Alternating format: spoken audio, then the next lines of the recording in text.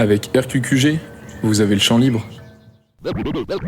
This recording is volume 3 in the series of unintended indiscretions before microphone and camera.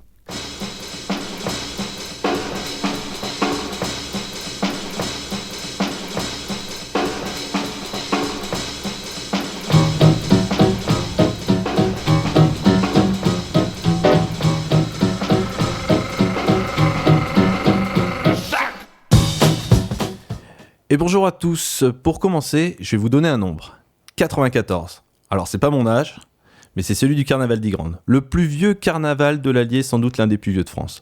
Aujourd'hui il concentre jusqu'à 6000 personnes, il est l'une des manifestations majeures du département.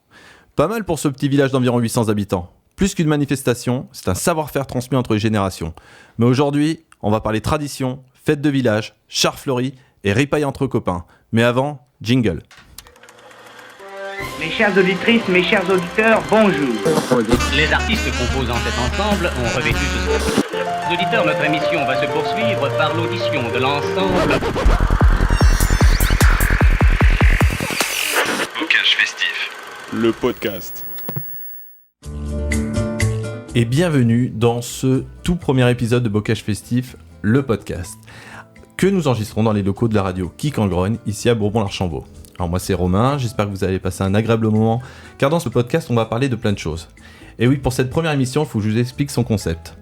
Bocage festif, c'est la marque des événements culturels du bocage bourbonnais. Un joyeux territoire rural situé au cœur du département de l'Allier. Petit territoire qui concentre sur une seule année le plus grand nombre de festivaliers du département. Les chiffres parlent d'eux-mêmes. Rien que si l'on compte les 7 principaux événements, on comptabilise 60 000 festivaliers sur la période de mars à septembre. Ce que j'ai pas dit, c'est que le bocage bourbonnais, c'est environ, 14 000 habitants. Avouez que c'est pas mal. Mais attendez, c'est pas tout. Ce qui est étonnant, c'est la diversité de ces événements. Je vous en liste quelques-uns, vous allez comprendre. Le carnaval d'Ygrande, Tronget en fête, c'est une fête de village qui accueille en moyenne 15 à 20 000 personnes sur un concert. Le Hadra Trans Festival, le plus gros festival de trans musique de France qui compte 10 000 festivaliers. Jazz dans le bocage, c'est un immanquable pour les amateurs de jazz, de son et lumière. Le festival Gobas et sa programmation toujours attendue. Crapahut, c'est un festival organisé avec la fondation Le Pal Nature, ou encore la fête des bisons pour les amateurs de culture américaine. Avouez quand même que c'est unique. Alors, l'idée de Bocage Festif est très simple. C'est une vitrine des festivals du territoire par le biais de plusieurs actions. Une communication globale, la mise en place d'un réseau entre les associations pour s'entraider de toutes les manières possibles, ou encore la création d'un magazine culturel. Je vous invite à le lire, d'ailleurs il sortira fin avril. Pour en savoir plus, je vous invite à aller sur le site www.tourismebocage.fr. Parmi ces actions, donc on a décidé de créer un podcast. Et ça y est, on y est. Alors de quoi on va parler ici ? Le concept, il est simple. Nous allons convier les organisateurs, et non, ils vont pas faire la promotion que de leur événement, ils vont parler d'eux. Ils vont parler de leur passion. Qu'est-ce qui anime donc ces hommes et ces femmes passionnés ? Passionnés par quoi ? Eh bien c'est là tout l'enjeu de notre podcast. Ça peut être la musique, les traditions de village, ou tout simplement le vivre ensemble, l'histoire avec un grand H, et même l'heroic fantasy. En fait, qu'est-ce qui nous pousse chacun à donner notre temps pour un projet commun ? Vous qui nous écoutez, vous êtes peut-être membre d'une association, alors qu'est-ce qui vous amène à adhérer à ce projet commun ? À chaque émission, nous développerons une thématique liée à notre invité, du moins à l'animation qu'il porte. Aujourd'hui, je vous invite à vous déguiser en ce que vous voulez et à venir au cœur du village d'Ygrande pour danser au son des fanfares, jeter des confettis sur les chars fleuris. Mais avant de laisser la parole à nos invités, musique. C'est carnaval qui s'amène, c'est la Mimi, la mi-carême. C'est une fête charmante qui amuse et qui enchante. On y voit beaucoup de monde, chacun y vient, tous à la ronde. C'est un spectacle merveilleux, à Ygrande on ne fait pas mieux. Alors bonjour Mathilde, bonjour Pierre. Romain. Bonjour Romain. Je vous laisse vous présenter qui vous êtes, et notamment au sein de l'association. Vas-y Mathilde. Eh ben, Mathilde Rigal, je suis présidente du comité des fêtes d'Ygrande qui porte le carnaval. Eh ben, Pierre Poppy, moi je suis trésorier adjoint. Bon, on est d'accord, vous êtes tous les deux des habitants d'Ygrande. Oui. Bon. Depuis longtemps ? Une dizaine d'années pour ma part. Et moi, une grosse vingtaine d'années maintenant. Ouais. Bon, vous êtes plus qu'investi dans l'organisation de ce carnaval. Ce que je vous propose, c'est qu'on va faire un peu une rétrospective, essayer de comprendre le thème de l'émission, c'est comment en fait on va transmettre de génération en génération cette organisation qui s'est étalée donc 94 ans de carnaval, mais il y a par contre en nombre d'éditions c'est moins. On est au 87e édition cette année. 87e édition, donc c'est quand même énorme pour un carnaval d'un village qui compte, donc comme je disais, 800 habitants. Un peu moins. Même un peu moins. Donc voilà, l'idée c'est on va remonter un petit peu le temps et on va essayer de comprendre en fait de génération en génération comment s'est transmis cet amour de ce carnaval. Waouh. Bon alors, du coup, pourquoi on l'a créé ce carnaval ?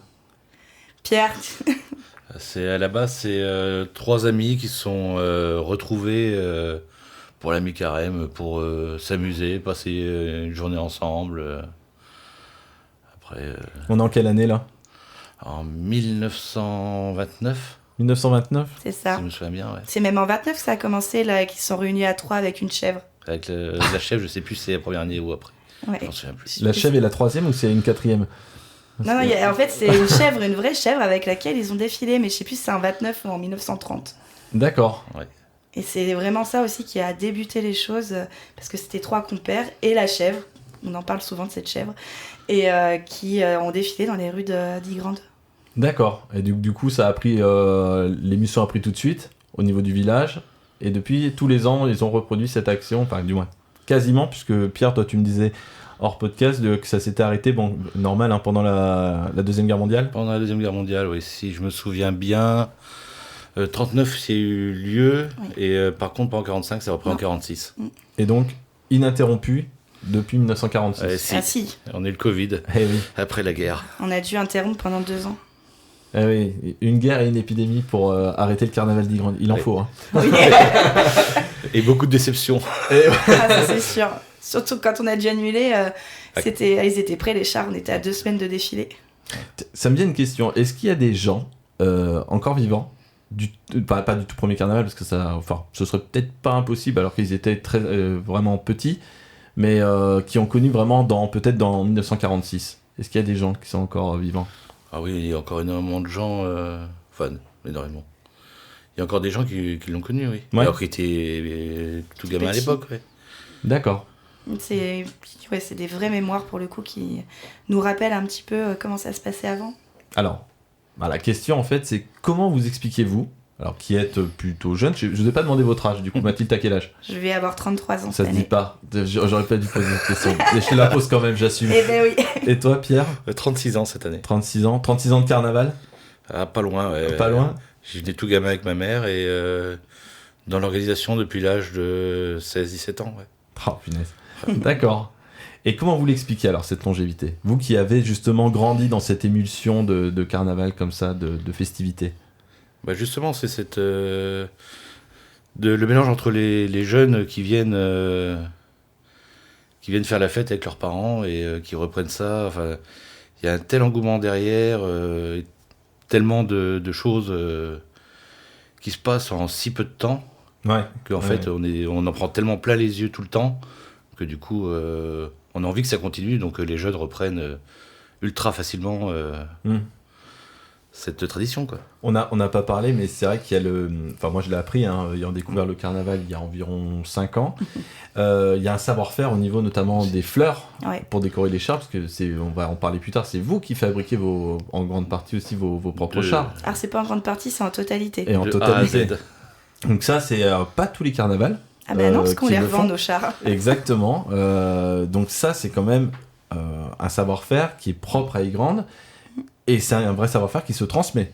Eh oui. Donc, vous savez faire des fleurs ? Oui. Je me dis ça, c'est que vous savez pas faire. Alors, Pierre, t'es un des meilleurs découpeurs. toi. Non mais alors moi les fleurs je les fais il faut très longtemps. d'accord. Voilà, je laisse ça plutôt aux personnes qui savent très bien faire. Après chacun a un peu ses spécialités. Alors dans le temps les hommes partaient faire la carcasse pendant que les femmes faisaient les fleurs. Ouais, Et ils se rejoignaient le soir pour manger, jouer à la belote, voilà. d'accord. Donc il y avait, c'était souvent, et puis c'est toujours d'ailleurs des groupes d'amis qui font ça, donc dans la joie, la bonne humeur, avec tout ce qui va autour. On parlait de la ripaille tout à l'heure, voilà. Ouais, on sent bien que c'est comme ça, Ça, du coup. C'est aussi ça qui fait que ça perdure et que les jeunes arrivent plus facilement à prendre. C'est parce que c'est 3 mois de confection de chars, mais c'est 3 mois où on se réunit tous très souvent et qu'il y ait des moments de joie, de rigolade. C'est ça le nœud en fait. Un lien avec des personnes même qui partent loin pour le travail ou des trucs comme ça, ils reviennent toujours pour le carnaval. On a l'exemple de un ou deux amis dans nos âges, dans les générations d'avant c'est pareil, enfin on a ces choses-là, les gens qui partent malheureusement ou heureusement pour eux, travailler à l'extérieur, reviennent toujours à ce moment-là, au moins à ce moment-là. Donc il y a des gens qui ne sont pas forcément d'Ygrande aussi, mais qui sont originaires d'Ygrande, qui reviennent exprès pour l'événement, juste pour le carnaval. Le temps du carnaval. Ça soupe pas un carnaval. Ouais, non, mais il serait intéressant de faire un comparatif avec, alors peut-être pas des carnavals plus jeunes, mais justement en France, d'autres carnavals pour voir. Les traditions sont assez différentes d'ailleurs d'une région à une autre. Le carnaval, c'est quelque chose qui est très territorial. D'ailleurs, ce qui m'emmène à une question. Pourquoi on le brûle, ce monsieur carnaval ? On fête la fin de l'hiver. Oui. C'est une question bête, mais je suis pas sûr que tous les auditeurs le savent. Non, pourquoi, c'est possible. En fait, c'est une vieille tradition païenne en même temps de brûler le père carnaval. Ouais. C'est brûler la fin de l'hiver, accueillir le début du printemps, brûler les tracas, tout laisser derrière soi et avancer. La renaissance qui va avec. D'accord. Et ce monsieur carnaval, il change chaque année, on est d'accord ? Oui. Cette année, vous vous êtes acharné, il n'y a pas d'autre mot, sur ce petit ours brun. Oh, le pauvre. S'il nous écoute, d'où il est. Alors, on a une mention spéciale parce que c'est une équipe qui est, on va dire, d'anciens, c'est pas péjoratif, qui fait le père carnaval. Et moi, c'est mon ressenti à moi, je pense qu'ils ont un problème avec les dessins animés. Ils ont dû trop en voir ou je sais pas, et tous les ans c'est quasiment un personnage de dessin animé. D'accord, il y a un trauma en fait. Je pense, ouais. D'accord, il y a une thérapie qui se fait au carnaval. D'accord. On leur a pas demandé, mais. C'est vrai qu'on a beaucoup de dessins animés. C'était Choupi, je crois. C'était pas Choupi l'année dernière, oui. Et c'est les anciens qui décident de ça ? Oui. Chaque équipe décide du thème de son char. D'accord. Et ce qu'il faut souligner aussi, c'est que alors. Moi, j'ai eu la chance d'y participer cette année, même de déambuler dans la cavalcade. Il y a des chars qui sont assez incroyables. Moi, je vous invite à vraiment découvrir ce carnaval. Il y a des chars différents avec des thèmes différents. Donc ça, il y a des équipes qui s'organisent autour de ces chars. Tout à fait. En fait, c'est des équipes d'amis majoritairement ou familiaux qui se réunissent et qui décident d'un personnage et qui le fabriquent. Au mois de décembre. Ouais, en général, c'est début décembre que ça se décide, entre début et fin décembre. Et cette inspiration, vous la puisez dans d'autres carnavals qui sont plus importants, ou c'est dans votre esprit torturé que vous vous dites Choupi, il va y passer, et les autres, ça... Oui, on a bien assez de notre tête pour eux. Ça peut être accordé à l'actualité aussi, il faut le souligner, parce que cette année, vous avez fait un hommage au JO. Oui, c'est les chars, les équipes qui ont décidé. Et donc, il y a eu deux équipes de chars qu'on fait sur le thème des JO et un sur le thème de l'Euro. Mais ça, c'est vraiment propre à chaque équipe. D'accord. Après, l'inspiration, c'est souvent avec l'actualité, ce qu'on a au moment, quoi. Là, je vois moi, personnellement, pour notre char, on avait la sortie du film qui est arrivée, qui était annoncée. Du coup, on a dit, tiens, on part là-dessus, quoi. D'accord. Oui, du coup, c'est chaque année, il y a une part de... on laisse les anciens faire ce fameux Monsieur Carnaval. Chacun décide un petit peu d'une thématique actuelle ou de un peu mon esprit torturé va faire ce genre de choses. D'accord. Faut d'ailleurs souligner qu'on avait un char Bocage Festive en plus cette année, donc qui était un peu la première apparition de notre partenariat. C'était un moment vraiment excellent. Il n'y a pas de cavalcade sans musique. Donc du coup, ce que je vous propose, c'est d'écouter un petit morceau de Batucada.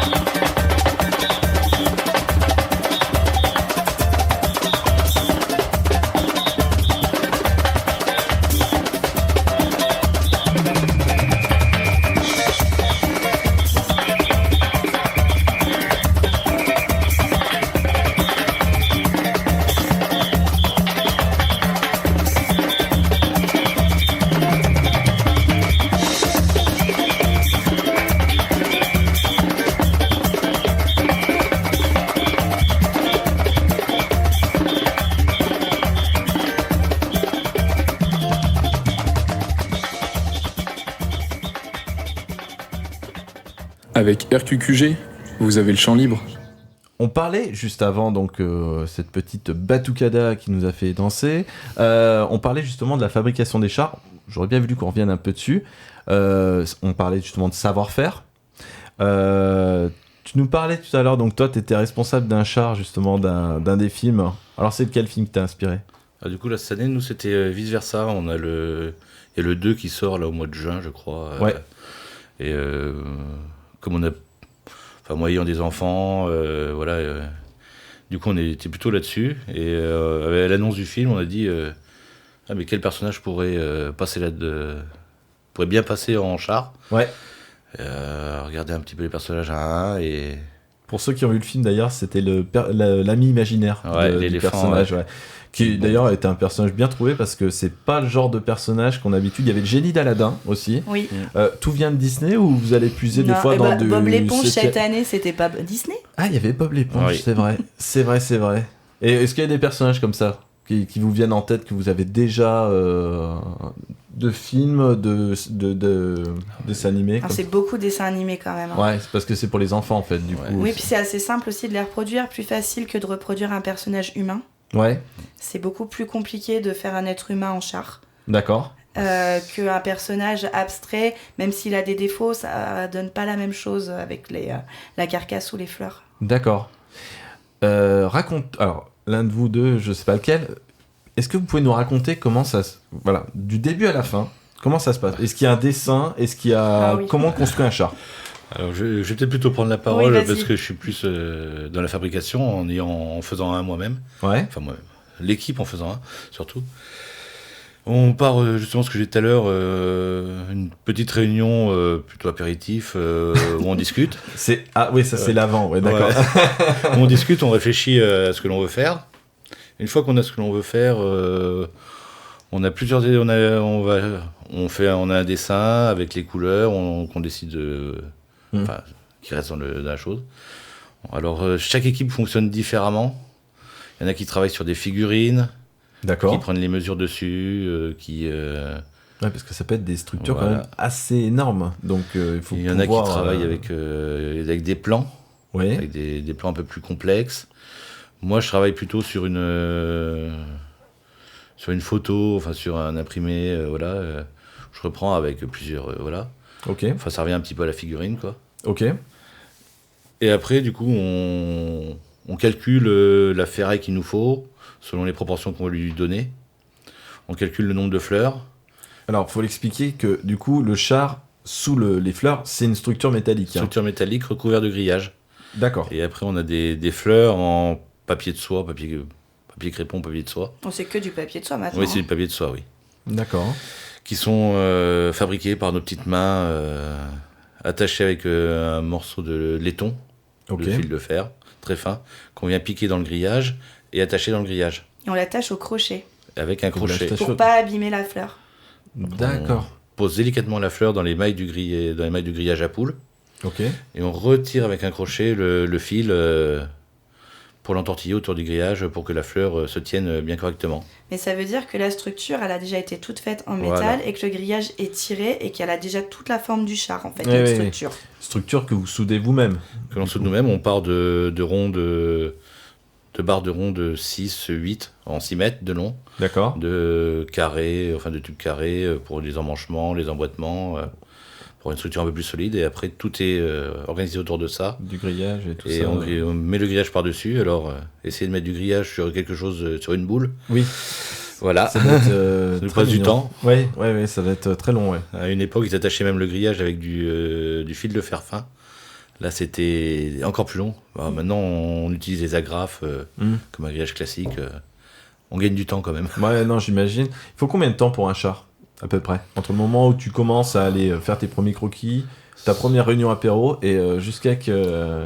Alors, en temps, on est sur du 4 mois passé. Ouais. Enfin, 4 mois de temps. Après, en plusieurs week-ends, ça se fait... Ça se fait sur la ferraille, je dirais, sur entre 4 et 5 week-ends, un peu en moyenne. Oui, en sachant qu'en fait, en général, on n'y travaille que le samedi ou samedi et dimanche. Bah oui. Parce qu'on travaille la semaine. Exactement. Ça dépend des équipes, ça dépend des rythmes de travail. On parlait tout à l'heure de nos anciens sur le char du Père Carnaval. Eux travaillent plutôt la semaine. Ceux qui travaillent vont faire ça le samedi ou les soirs, des fois. Enfin, D'accord. Ça s'organise comme ça. C'est vrai que moi j'ai pu aussi voir que dans les derniers week-ends c'est aussi il y a un coup de bourre quoi. Oui. Voilà, c'est assez compliqué de sortir. Ouais, la fabrication en elle-même, je dirais pour être grossier, on va dire une dizaine de week-ends. Une dizaine de week-ends, d'accord. Avec le piqué, tout fini. D'accord. Ouais, ça représente. Alors, c'est des chars qui sont en plus, moi je le dis sans problème, c'est des chars qui sont très beaux. Ils sont assez impressionnants. Non, mais il faut le dire parce que regardez les photos du carnaval, allez sur leur page Facebook ou Instagram. C'est vraiment des structures qui sont assez impressionnantes. Apparemment, il n'y a pas que moi qui elles plaisent, parce que tout le monde le dit. Et vous les, à l'issue, vendez, c'est ça, à d'autres carnavals. C'est une trésorerie donc, qui rentre dans vos caisses à vous, qui vous permet d'amortir le coût, j'imagine, de fabrication de la manifestation en tout point. Là, ça amortit le coût de la fabrication des chars. Ouais. On a des carnavals locaux ou ça va loin ? En fait, c'est pas forcément sur des carnavals, c'est sur des commis agricoles, sur des fêtes en tout genre, en fait. Patronales, il y a un peu de tout, oui. Il y a des carnavals, ça dépend des années aussi. On n'a pas d'acheteurs fixes. On a quelques réguliers. On a des très réguliers, oui. Mais fixes, non. D'accord. Ils se battent même maintenant pour les acheter. Parce que là, cette année, on les a vendus à l'aveugle. Donc, ils les avaient pas vus. Ah oui. Sur plan, juste en sachant quel personnage c'était. D'accord. Et parce qu'en fait, on avait plusieurs acheteurs. C'est un vrai succès alors. Bah oui. En fait, nous, on continue de fabriquer, on continue d'avoir des bénévoles, ce qui est super, pour les fabriquer, ce qui n'est plus leur cas. Ouais. Ok. Oui, du coup, vous êtes structuré et puis vous avez donc mis le temps de fabrication pour ça. D'accord. C'est ça. Je vais vous proposer un petit jeu. Ouais. Je vais vous proposer un petit jeu. Moi, je vais vous donner une liste d'idées de Monsieur Carnaval. Je vais me mettre à la place des anciens. Si vous aimez, vous me dites au feu. Si vous aimez pas, vous me dites aux chiottes. Ok. Drague au feu. Ouais, il peut être brûlé, il n'y a pas de souci. Celui-là, il peut être brûlé. Ouais. Au feu. Alors. Au feu. Vianney. Non. Comme je disais tout à l'heure, c'était compliqué. Les personnages. Pierre, il a c'est compliqué. Chuck Norris. Alors lui, il ne peut pas brûler, mais Chuck Norris. Oui, par définition, il peut pas brûler, donc on peut essayer de le mettre, mais ça marchera pas. Non, il va pas brûler, lui. Jeanne d'Arc. Elle a déjà brûlé. C'est déjà fait. C'est déjà fait, faut pas faire un bis quand même. On refait pas les mêmes deux fois. Bon, vos mamans. Oh. Surtout pas, c'est sur nos petites mains. Elle fera la fabrication. Qui va fabriquer ? Ou Johnny Hallyday, puisqu'il peut aider à allumer le feu. Mais il brûle pas, lui. Le problème, c'est qu'il peut du coup s'embraser pendant le carnaval. Ça serait très mauvais.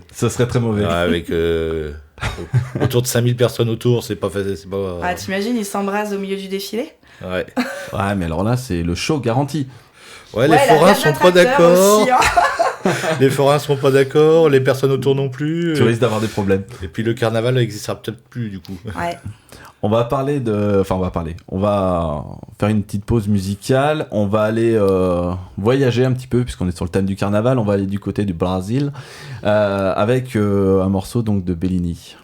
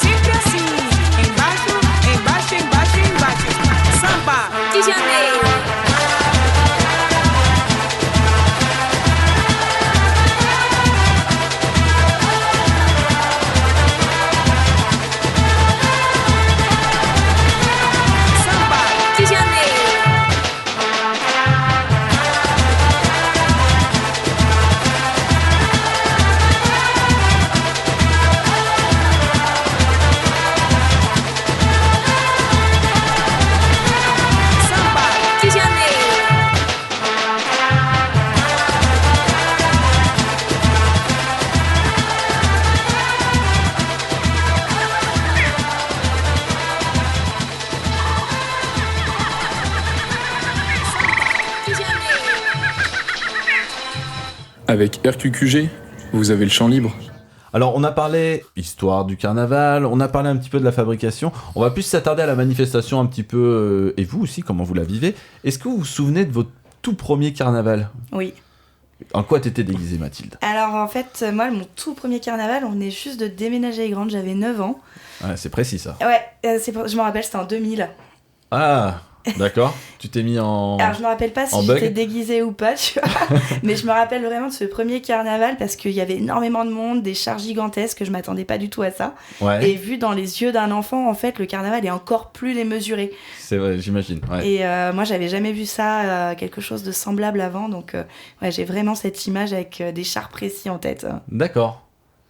Ah, moi, c'est beaucoup plus compliqué parce que comme j'y viens depuis tout petit avec mes parents, qui sont juste à côté, qui sont originaires de Saint-Hilaire, Buxières, donc c'est pas très loin. Ok. Mais j'y viens depuis tout petit. En fait, on m'a raconté que c'était dans le porte-bébé, derrière ma mère et mon père. Mais moi, les premières images, c'est quand j'avais à peu près 6-7 ans. Mon frère était dans le porte-bébé et moi, j'étais à côté. Et t'avais déjà enfilé le costume, quoi. Ouais, le costume ou pas, je m'en souviens pas, mais l'éclat dans les yeux était présent, quoi. D'accord. Alors, c'est vrai que c'est quelque chose qu'il faut souligner dans les carnavals. Alors déjà, c'est gratuit. Gratuit dans le sens de participer, il faut préciser pour vous que l'entrée est gratuite pour les gens qui sont... Déguisés. Voilà, faut le préciser. Et moins de 10 ans. Et moins de 10 ans. Par contre, si vous venez habillé en habit de tous les jours... C'est 3 €. Voilà. Donc ça incite les gens à se déguiser. Tout à fait. Et chose importante dans un carnaval, surtout comme le vôtre où on n'est pas, quand on écoutait de la musique brésilienne, où on a une thématique bien définie, là on est dans un carnaval populaire, et il y a ce côté en fait où les gens ils se lâchent. Oui, c'est fait pour. Ouais, non, mais il faut le souligner. On a même des fois des messages politiques à travers le carnaval. On en a vu d'ailleurs même là dans le dernier. Il y a toute forme de costumes. Il y a des gens qui font preuve d'une originalité incroyable. Il y avait une bande de gens habillés en tic-tac, en boîte de tic-tac. J'ai jamais vu ça. Non, mais c'est incroyable quand même d'imaginer ça. Voilà, je sais pas si vous avez eu d'autres costumes un peu délurés comme ça. Les autotamponneuses. Autotamponneuses.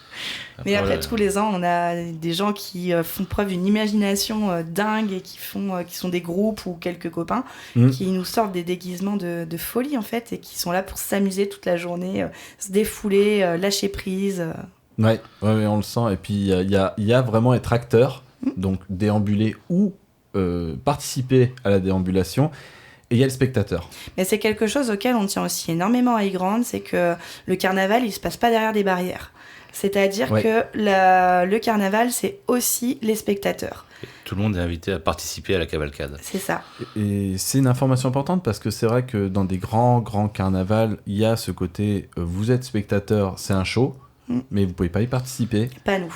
Et là, on parle encore d'une fête de village, sous forme de carnaval. Les gens participent, c'est quelque chose qui est populaire et qu'on ressent vraiment. Il y a une fête foraine aussi, c'est vrai qu'il faut en parler, qui anime, qui est là tout le week-end. Elle est là tout le week-end, oui. Elle vient, ils fonctionnent les forains samedi et dimanche. D'accord. Et je reviens sur les costumes aussi. On est sur le thème de la transmission, toujours dans la thématique de notre émission. Il y a ce côté aussi des gens s'amusent entre familles à créer une thématique autour des costumes. Donc c'est vrai que c'est quelque chose qui est assez incroyable à voir, quoi. Ah, on a des familles, ils font même des réunions pour être sûr que les costumes soient tous au diapason. Hein. D'accord. Ah ouais. Des répétitions, chacun son travail. Enfin, c'est quasiment un char en déguisement. Ah oui.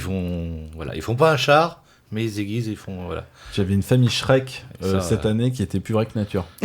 Incroyable. Incroyable. Est-ce qu'aujourd'hui, le carnaval d'Aigrande, alors, la question va de soi, mais est-ce que c'est une fierté ? Évidemment.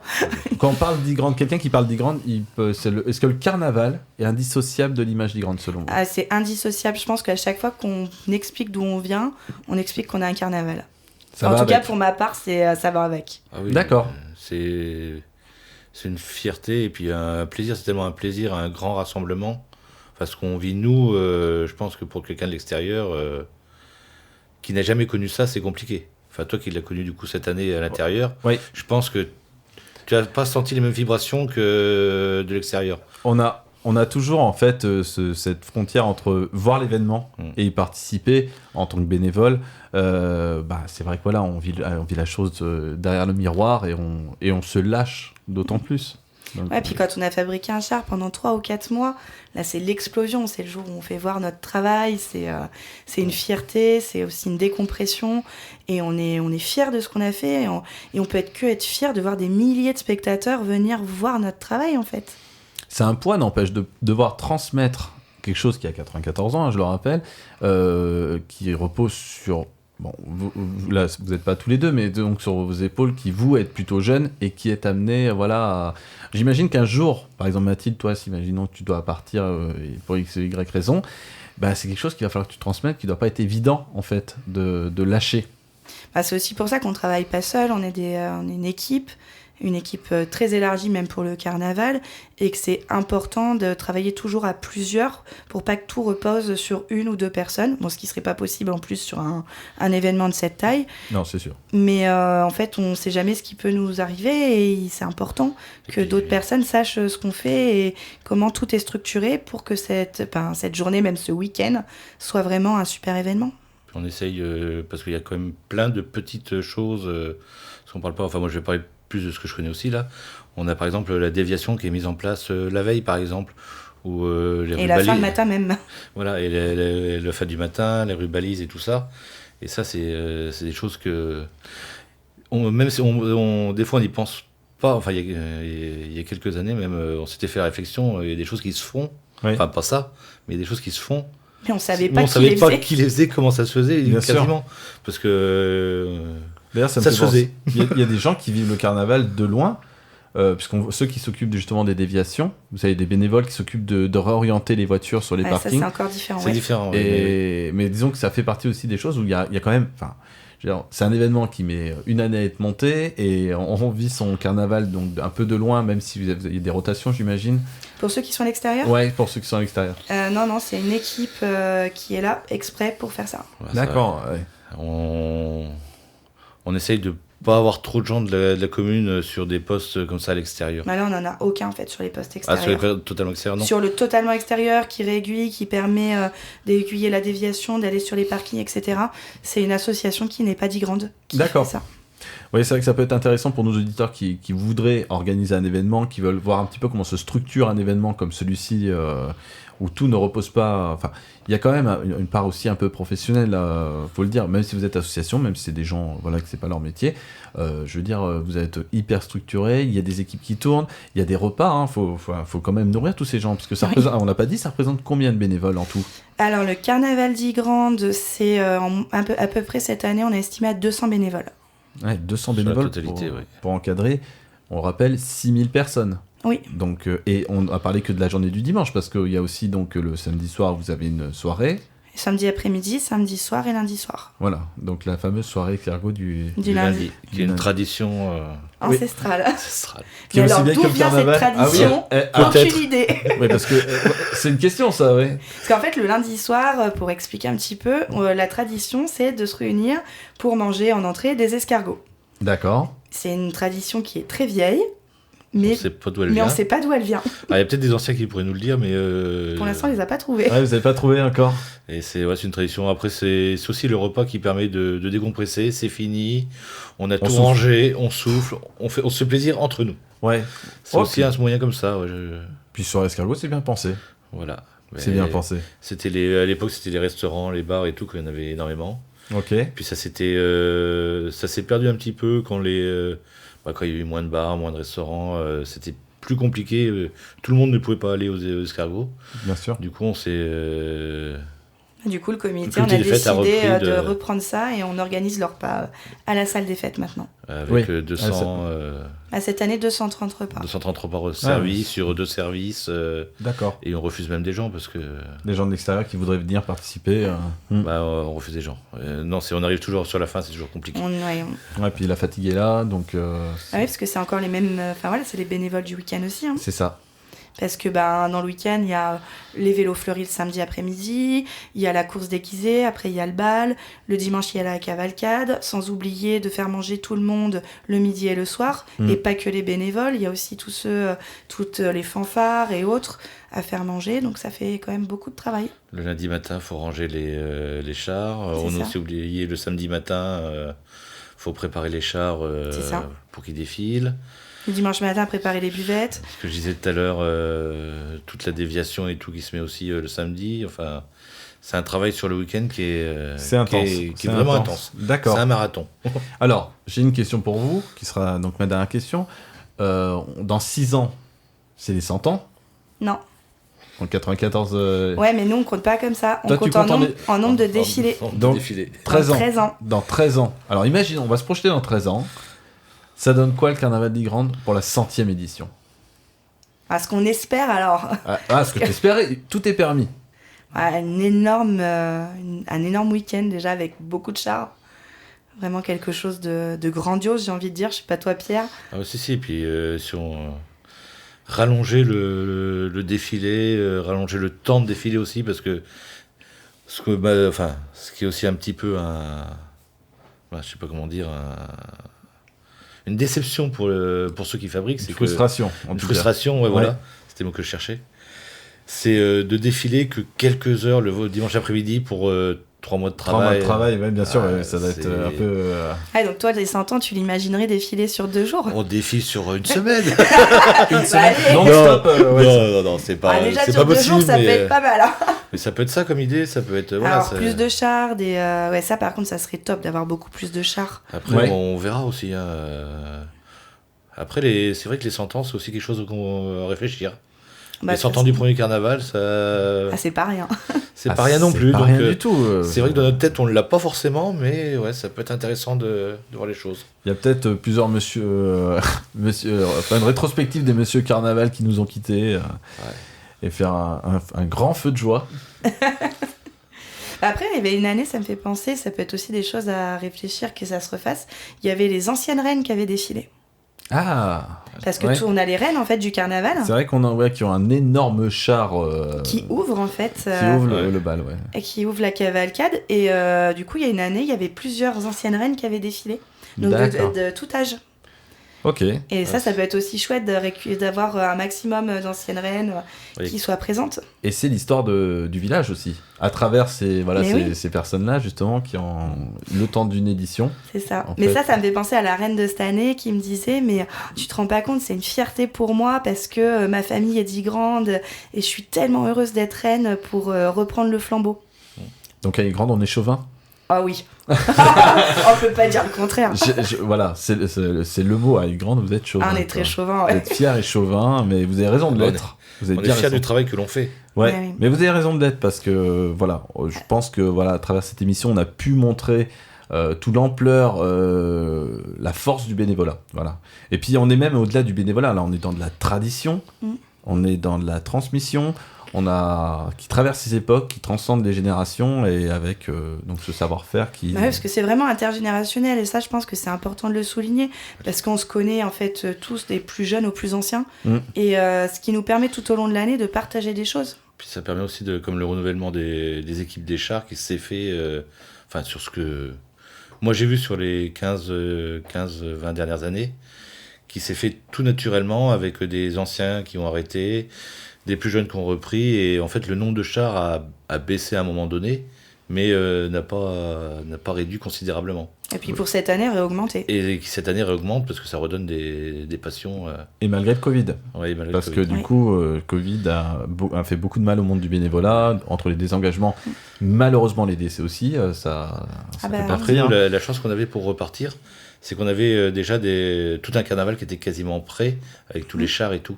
Parce qu'on était à 2 semaines de défilé, 2 ou 3 semaines, quand le Covid, on a dû être confinés. Exact. Donc en fait, nous, en 2022, quand on a un défilé avec les chars de 2020. Qui étaient prêts, qui n'avaient jamais défilé, qui ont juste été stockés bien correctement chez chaque personne et tout, bien au noir. Donc vous étiez prêts, quoi. On était quasiment prêts, du coup ça a pu redémarrer doucement. Plus facilement en fait, je pense. Moi j'ai fait celui de 2022, il était assez incroyable aussi. On sentait que il y avait eu... Ah, c'était Ouais. en même temps Ah, 2 ça ans avait de de l'envie. stockage de char chez Là, la soi. frustration, Ouais, tu vois, je l'ai voilà. senti, là.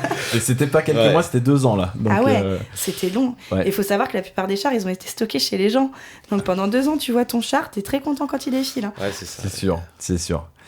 On va s'en arrêter ici pour aujourd'hui. Moi, je vous remercie beaucoup, en tout cas, de votre participation.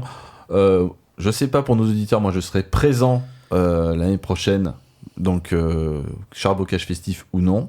Bah si, c'est déjà programmé de comment il va être réalisé. Merci On Mathilde.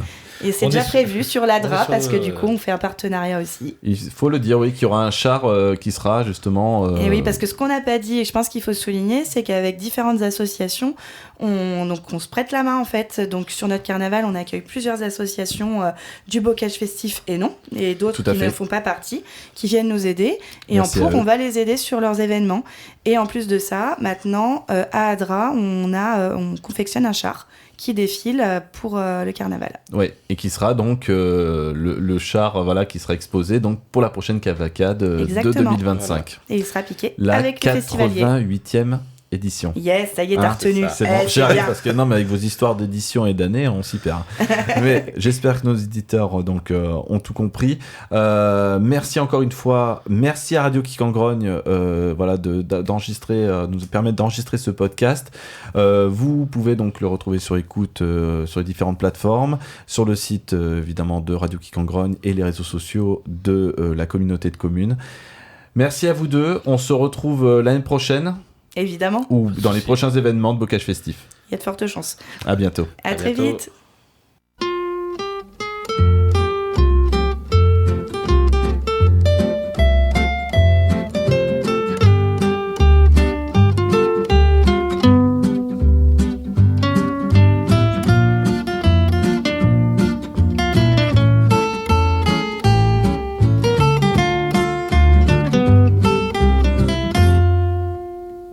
Non, ce n'était pas le radeau de la Méduse, ce bateau, qu'on se le dise au fond des ports, dise au fond des ports. Il naviguait en père peinard sur la grand-mare des canards et s'appelait les copains d'abord, les copains d'abord. Ces fluctuates nec mergiture, c'était pas de la littérature, n'en déplaise aux jeteurs de sorts, aux jeteurs de sorts. Son capitaine et ses matelots n'étaient pas des enfants de salauds, mais des amis franco de port, des copains d'abord. C'étaient pas des amis de luxe, des petits castors et pollux, des gens de Sodome et Gomorre, Sodome et Gomorre. C'étaient pas des amis choisis par Montaigne et la Boétie. Sur le ventre ils se tapaient fort, les copains d'abord. C'étaient pas des anges non plus, l'évangile il l'avait pas lu, mais ils s'aimaient toute voile dehors, toute voile dehors. Jean-Pierre, Paul et compagnie, c'était leur seule litanie, leur credo, leur confiteor, aux copains d'abord. Au moindre coup de Trafalgar, c'est l'amitié qui prenait le quart, c'est elle qui leur montrait le nord, leur montrait le nord. Et quand ils étaient en détresse, que leurs bras lançaient des SOS, on aurait dit des sémaphores, les copains d'abord. Au rendez-vous des bons copains, y avait pas souvent de lapin. Quand l'un d'entre eux manquait à bord, c'est qu'il était mort. Oui, mais jamais, au grand jamais, son trou dans l'Aune se refermait. 100 ans après qu'aucun de sort, il manquait encore. Des bateaux, j'en ai pris beaucoup, mais le seul qui ait tenu le coup, qui n'est jamais viré de bord, mais viré de bord. Naviguait en père peinard sur la grand-mare des canards et s'appelait les copains d'abord, les copains d'abord.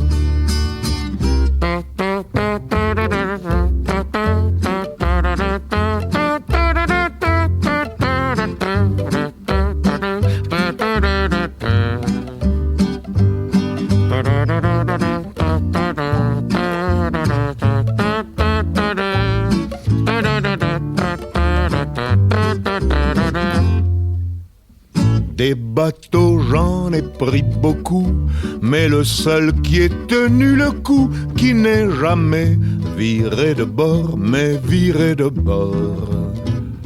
Naviguait en père peinard sur la grand-mare des canards, et s'appelait les copains d'abord, les copains d'abord.